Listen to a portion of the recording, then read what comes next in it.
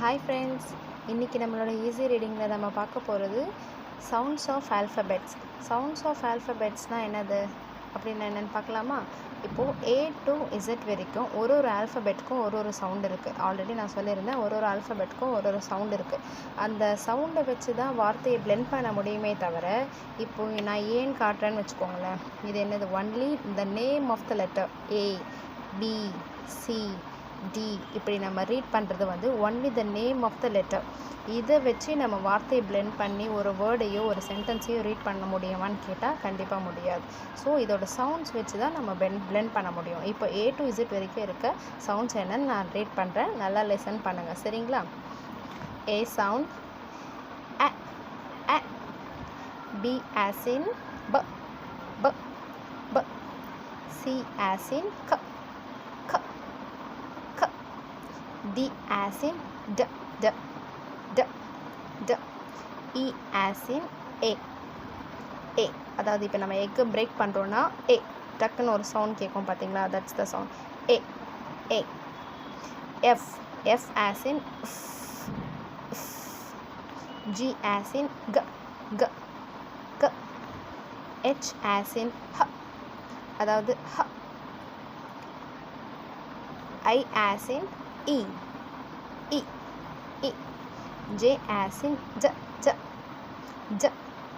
K as in K, K. இங்கே C ஓட சவுண்டும் K ஓட சவுண்டும் சேம் தான். K, C as in K, K as in K. L, L as in L, L. M as in M, M. N as in N, N. O as in O, O. நம்ம சொல்லும் போது இந்த ஆ சொல்லும் போது நம்மளோட lips வந்து கிட்டத்தட்ட இந்த ஷேப்ஸில் தான் இருக்கும். ஆ நீங்கள் சொல்லி பாருங்கள், நான் சொல்கிறது ஆ. P as in P, P, P. Q as in Q, Q. R as in IR, IR. S as in IS, IS. T as in T, T, T.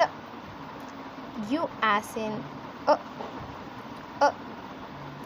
V as in V, V. W as in W, W. X as in S, S. Y as in Y, Y. Z as in IS, IS. இப்போ இந்த சவுண்ட்ஸை நீங்கள் வந்து குழந்தைங்க கிட்ட repeat பண்ணிகிட்டே இருங்க. Repeat பண்ணிவிட்டு first குழந்தைங்களுக்கு A to Z வரைக்கும் லெட்டர்ஸ் ஐடென்டிஃபிகேஷன் தெரியுதான்னு பாருங்கள். லெட்டர்ஸ் ஐடென்டிஃபிகேஷன் நல்லா கன்ஃபார்ம் ஆனதுக்கப்புறமா நீங்கள் இந்த சவுண்ட் சொல்லி குழந்தைய லெட்டர் எழுத வைங்க.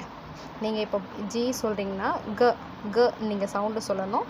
பாப்பா வந்து அந்த Gன்றதை அவங்க எழுதணும், சரிங்களா? அந்த மாதிரி இந்த A to Z வரைக்கும் இருக்க சவுண்ட்ஸை வந்து நீங்கள் சொல்லுங்கள், குழந்தைங்க எழுதட்டும். இல்லை குழந்தைங்கக்கிட்ட நீங்கள் லெட்டர்ஸ் சொல்லி சவுண்ட்ஸ் கேளுங்க. இப்படியே நீங்கள் ப்ராக்டிஸ் பண்ணிகிட்டே இருந்தீங்கன்னா கண்டிப்பாக குழந்தைங்களுக்கு இங்கிலீஷ் வந்து ரீட் பண்ணுறது ரொம்ப ஈஸியாக இருக்கும். ஓகேங்களா? தேங்க்யூ.